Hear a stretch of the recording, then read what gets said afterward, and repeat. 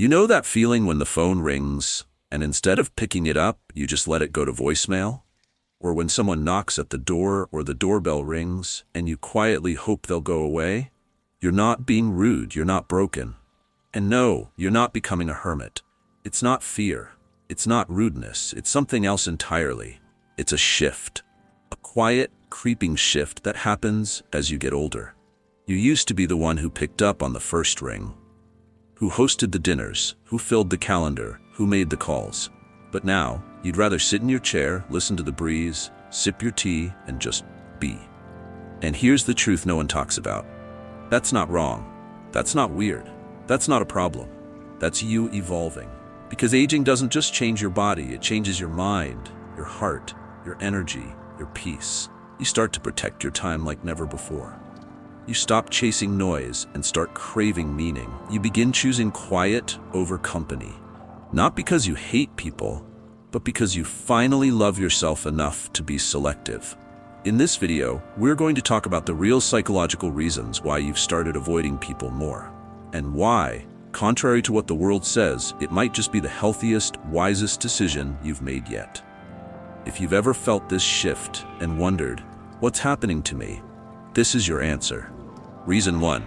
Your tolerance for nonsense disappears. When you were younger, you put up with a lot. You smiled through conversations that bored you. You nodded politely while someone went on and on about themselves. You showed up to gatherings out of obligation, bit your tongue at family dinners, and kept friendships alive that honestly weren't good for your soul. But now, something has shifted. You feel it in your bones, that gentle but firm refusal to waste your time. Not out of cruelty, not because you're mean, but because you finally realized what your time is worth. You stop laughing at jokes that don't make sense. You no longer engage in gossip just to keep a conversation going.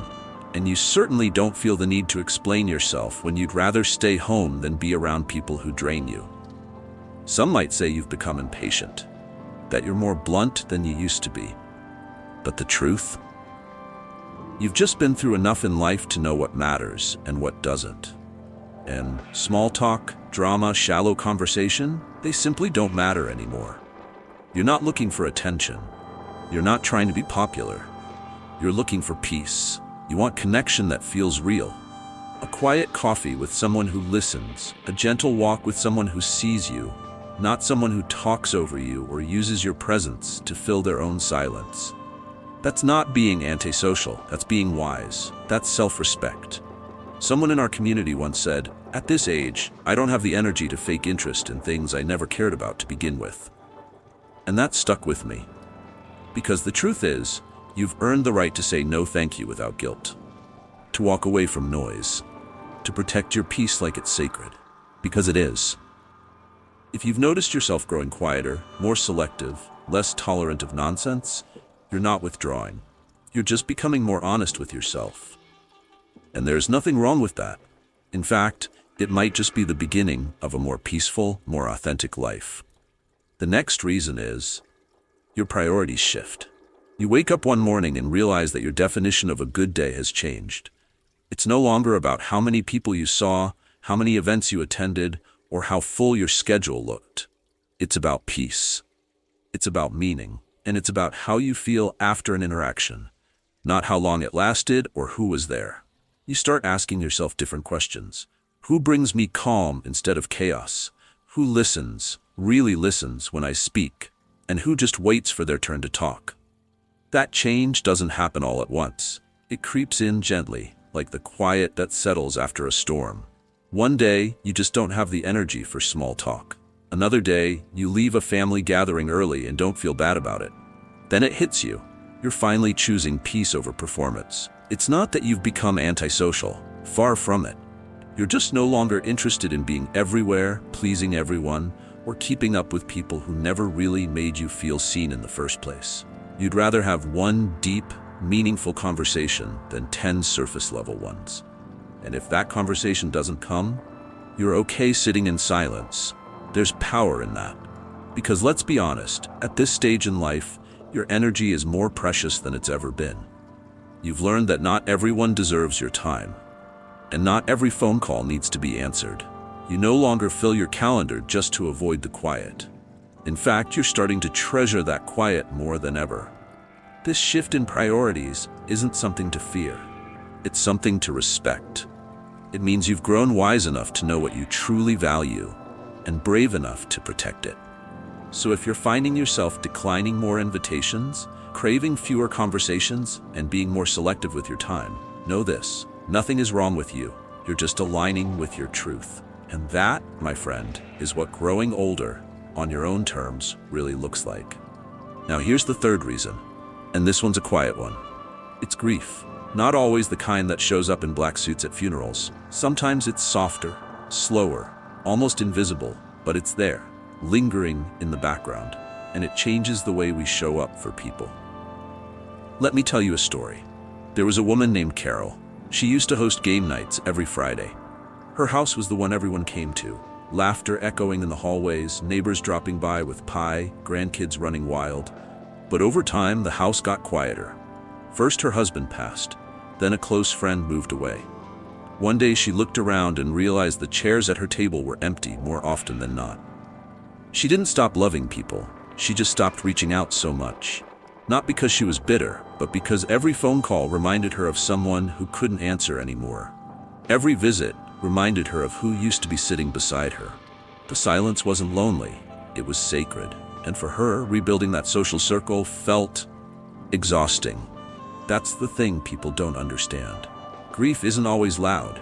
It can be a slow reshaping of your social life. You begin to pull back, not because you're depressed, but because your heart is tired. And that's okay. As we age, we lose people. Friends move, loved ones pass, some relationships just fade, and with every loss, your world gets a little quieter. Not necessarily darker, just quieter. Some folks feel pressure to replace what's missing, but others don't. Others sit with the stillness. They honor it. You might notice you're not reaching out like you used to. You might skip that birthday lunch, or let a message sit a little longer. That's not failure. That's grief doing its quiet work. There's a wisdom in knowing what you have the emotional capacity for. And if today you only have the energy for yourself, that's enough. Grief doesn't mean you've given up on connection. It just means you now understand the weight it can carry, and you're learning to hold it with care. If you felt this, you're not alone. You're just human, and you're healing. If any of that touched something in you, you're not alone. This space was made for honest moments like these, where we say what others won't and feel what others rush past. And if this conversation feels like the kind you've been looking for, stick around. You can quietly tap that subscribe button if you'd like more of this kind of reflection in your life. No noise, no pressure. Just a soft place to land when the world gets too loud. And maybe share in the comments, has grief reshaped the way you connect with people? You never know who might find comfort in your words today. The next reason is something many people feel but can't quite name: social fatigue. It's not just being tired after a long day. It's a deeper kind of exhaustion that builds slowly over time. After years, maybe decades, of listening, accommodating, mediating, and smiling when you didn't feel like it, something inside you starts saying, that's enough. You used to host the family dinners, attend every gathering, be the glue that held everyone together. But now, a single phone call can drain you. A lunch date that used to feel refreshing now feels like a chore. The background noise of competing conversations at family events? Overwhelming. You're no longer bouncing back like you used to, and it's not your fault. It's your mind and body saying they need something different now. You begin to crave quiet, not because you're bitter or closed off, but because you've spent so much of your life carrying the emotional weight of others. And somewhere along the way, you realized you don't want to carry it all anymore. There's peace in choosing stillness. There's strength in declining invitations when your soul says, not today.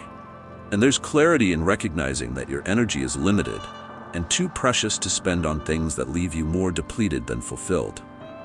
So here's a thought. When was the last time you said yes to something out of guilt or obligation and walked away feeling completely drained? Not just tired, but emotionally emptied? And now ask yourself, what would your day feel like if you started saying yes only to things that poured back into you? If that question sits heavy on your chest right now, that's okay. It means you're waking up to something real. You've earned the right to protect your peace. You don't owe anyone an explanation for choosing it. The next reason is one that comes slowly, but once it arrives, it's impossible to ignore. Self-awareness. It doesn't hit like a bolt of lightning. It creeps in quietly. One day, you're sitting in a room full of people talking over each other, and you realize you'd rather be home in your favorite chair with your tea warm and your heart quiet. That's when it starts. The awareness of what feeds your soul and what drains it. At this stage in life, you finally know yourself. Not the version of you shaped by your job, your family, or society's expectations, but the real you. The one who's weathered storms and come out the other side with wisdom. You know your limits now. You know your needs. You know what kind of company makes you feel whole, and what kind leaves you feeling invisible. And with that self-knowing comes something truly liberating. Boundaries. Let me tell you about Diane. Diane spent her entire adult life being the dependable one. She was the glue in her family, the person who remembered birthdays, cooked extra portions just in case someone stopped by, and answered every call no matter the hour. People came to her for everything: comfort, errands, emotional support, help with the grandkids. But something shifted after she turned 70. One day, after back-to-back phone calls that were more draining than uplifting, Diane sat at her kitchen table staring at her untouched cup of tea. The house was quiet, but inside, she felt loud, overwhelmed, depleted, invisible. That night, she wrote in her journal, "I miss myself." So she made a quiet decision. She wouldn't stop loving people, but she would stop sacrificing herself in the name of staying available. She began letting the phone ring, not out of coldness, but out of care for herself. She started saying, "Let me get back to you," instead of immediately fixing everyone else's problems. She took walks without telling anyone. She gave herself permission to be unavailable and found peace in the space it created. The surprising part? Her world didn't crumble. The people who truly loved her still checked in, but the noise, it faded. And in its place, Diane began to hear her own thoughts again. Her laughter returned. Her body felt lighter. Her home became her sanctuary again. That's what self-awareness does. It opens the door to emotional honesty. And once that door opens, there's no going back. You start protecting your peace like it's sacred. Because it is. You don't owe everyone your time. You don't have to attend every gathering or return every call. You've earned the right to decide how you spend your energy and who gets the best of you, not just what's left. Now I want to ask you something. What's one boundary you wish you had set sooner? It's not too late to set it now, and doing so isn't selfish, it's self-respect. The last reason, and perhaps the most profound of all, is this. Time begins to feel different as you age. Not just symbolically, but physically, emotionally, and spiritually.